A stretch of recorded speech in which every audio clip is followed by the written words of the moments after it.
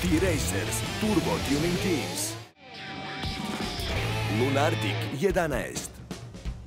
Trkači, ja sam Lunartic, najbrža vozačica u cijeloj galaksiji. I to ću dokazati u veoma brzoj utrci kroz ulice Turbograda. 3, 2, 1, sad!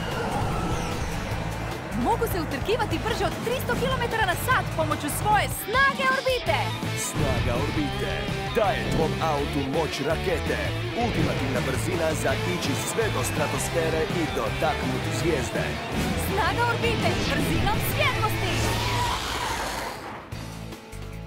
Pri ovoj brzini nitko me ne može prestići.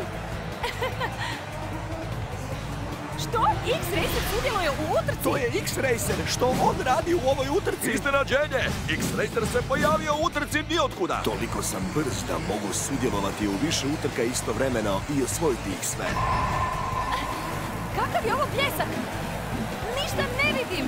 X-Racer je ponovno nestao! Sad! Ulica je zatvorena! To je bilo blizu! Najmanje ometanje te može pretvoriti u zvijezdanu prašinu. Izračunao sam da ću doći do cilja u rekordnom vremenu. Moram prestići racebota, ali kako kada on nikada ne griješi? A da umjesto izbjegavanja lopi uronim u njih? Vrijeme je za Super Sonar! Super Sonar stvara podvodne portale koji su brčaci kakve ne možete ni zamisliti. Super Sonar uranjanje! Ovi izračuni se protive bilo kakvoj logici. Ja sam najbrža T-Racerica u cijeloj galaksiji! Pobjednik.